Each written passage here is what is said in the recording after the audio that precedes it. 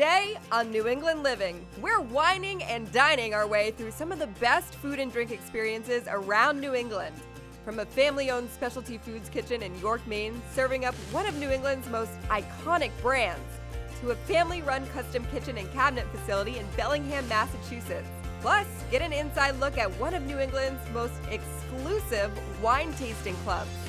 And award-winning pitmaster and owner of Smoke Shop Barbecue Restaurants, Andy Husbands, shares some of his best tips and recipes from his latest cookbook.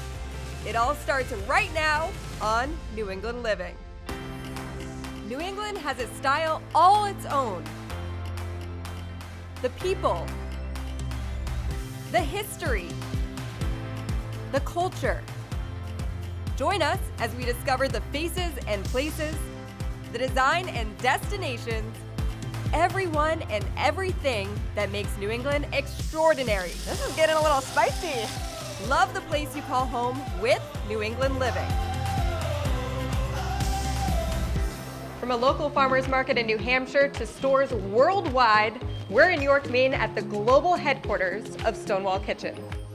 Natalie King, Executive Vice President at Stonewall Kitchen, has been with the company for over 22 years and is the sister of co-founder Jonathan King.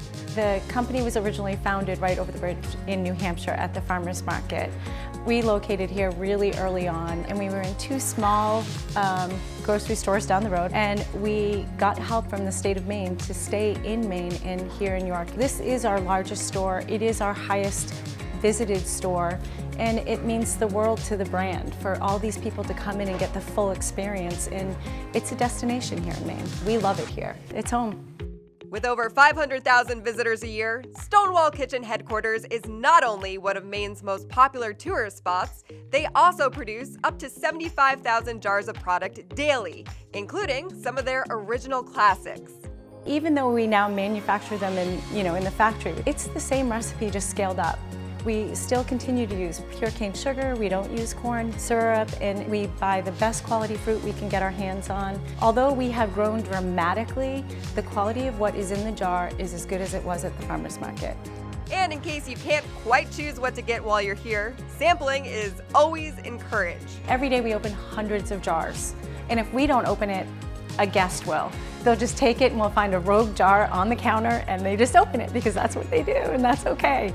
You walk in here, there's so much to see. We want the #1 product, the best seller. Where are we going? Ta-da! There it is, the Wild Maine Blueberry Jam. So fitting because this is one of the first products. It really was, and it is a company classic.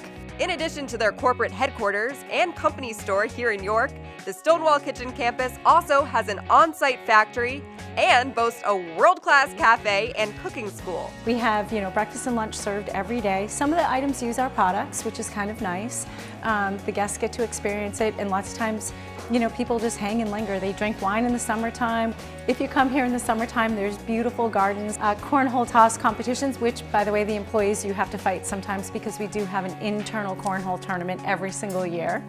I am reigning champion. If you go out to the factory, there's a viewing gallery so people can see everything being made every day. And then in the cooking school, there's a 36-seat cooking school, and every day we have classes with different chefs that come, either cookbook authors or our internal chefs that teach the classes. It's a lot of fun here. And at the helm of this specialty foods empire is CEO and Maine native John Stiker. We typically launch 25 to 30 new products every January and every July. And we'll start with a list sometimes of 150 to 200 ideas. Sort that down to kind of the 40 or 50 best ideas. And when R&D feels like they've got something that they're ready to put forward, they'll put it out for our cross-functional tasting panel to test. So this is a group also of about 30 people who will sample products and grade them on a score from 0 to 9. So when a product hits 8 or better, it's off to the races, and then we'll typically be able to winnow that list from 40 or 50 ideas down to the last 25 or 30, which we'll then put into design and marketing to start to put them in packaging that we think looks beautiful on shelf. All right, how about we try some of these products? Fantastic. We have a strawberry lemonade cheesecake. So unlike our traditional tasting panels where we will just sample the product itself, here we're going to enjoy the product in its delicious form. We're not going to complain about that. We are not. We are not, however, also going to eat the entire thing because Speak for yourself. Next, we have a spinach and artichoke deviled egg with our lemon and avocado oil aioli. So this is a new January launch for us, a brand new product. And who doesn't like a deviled egg? Mmm.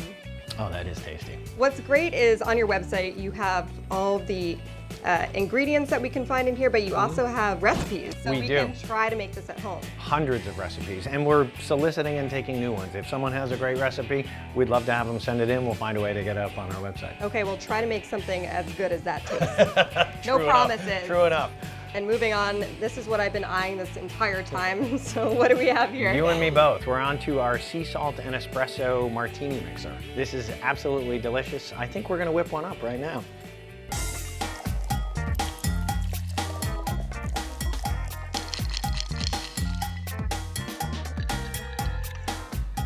Cheers. Cheers. I've had a martini or two in my day, and this one is tops, and I'm not just saying that because I'm with the CEO of the company. I'm telling you, this is delicious. You would think it's almost a dessert, but this is a great cocktail. You make a mean cocktail. Thanks very much. Things don't work out here. There's always the local bar down in York or Portsmouth. Thanks so much. So what's evident about your company is the emphasis on New England. Where does New England tie into all your product? It's really the heart of everything we do.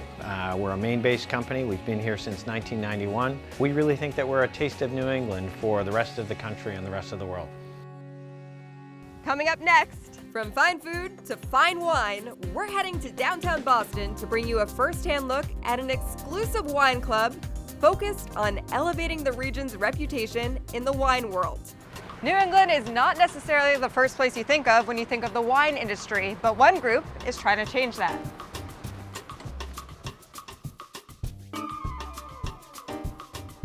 Thank you all for coming out to the second blind tasting of the Boston Sommelier Society in 2020. Each group will pour for the table next to them. Let's get started and see how we do.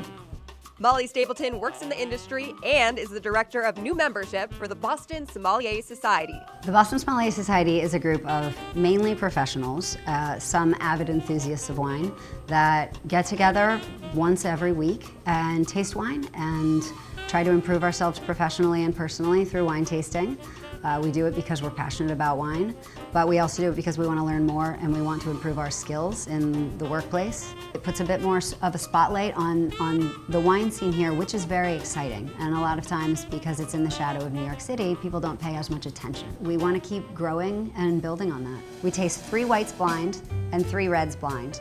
And we go through a sheet where we analyze the structure of the wine and the taste of the wine. So for example, the different flavors we get, fruit notes for example. So I would go for something on the golden pear and golden apple. I don't get any oak on my palate. Maybe it's neutral. And then the structure of the wine, meaning acidity, tannin, body. The acidity level is I think it's really high. The body's a little full and the acidity level is a little high. All of the elements of a wine that help you decide what style it is and whether you like it or not. Potential grape varieties here. I have to say Riesling. However, I do believe that it's one with age. So we go around the group and we're each giving our opinion about the different aspects of the wine. And as we get to the end, we're starting to narrow down our choices. And then we say, we're gonna put our stake in the ground and we see if we're right or wrong. That's gotta be that. All right, let's see, drum roll. Anjou. Anjou, Chenin Blanc. Yes. Way to go. Nice call. 2015 in the 5-year range. So that was good. So you were spot on the 5-year range call. Meet Aaron Benjamin, wine enthusiast and sommelier at one of Boston's top restaurants. What are you ultimately hoping to get out of this? I would say a nuanced view. The majority of people that come here are incredibly smart and know a lot about wine, and I get to learn from them and hopefully give my input, which may be helpful or not, but I certainly get to learn from them and their perspectives. So this group provides a social setting where people who can't drink 6 bottles of wine on their own can taste through 6 bottles of wine together and talk about them and analyze them and not deal with all of the effects that drinking 6 bottles would have on someone. The understanding of wine comes not from the amount that you have consumed, but the amount of time that you have spent with it. As the local wine industry expands, so too does interest in this unique group. We've seen a lot of growth of diversity of people. It was traditionally just people from the restaurants, and now we see people from retail, we see people from areas of other expertise, scientists, for example, coming to learn to taste seriously. In the wine world, how does New England compare to other regions? New England is growing tremendously, and it's a very exciting place to be right now.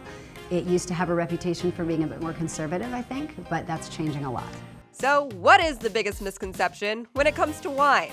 The one that probably drives me the craziest is that you should like certain wines and you shouldn't like other wines. You should really drink what you like, first and foremost, and then drink what you think you might like next and explore. And you're not going to like everything, but you'll find your own path to discovering wines that you really love. Coming up after the break, renowned chef and barbecue expert Andy Husbands teaches us how to eat, drink, and party like a pitmaster. So don't go anywhere. New England Living will be right back.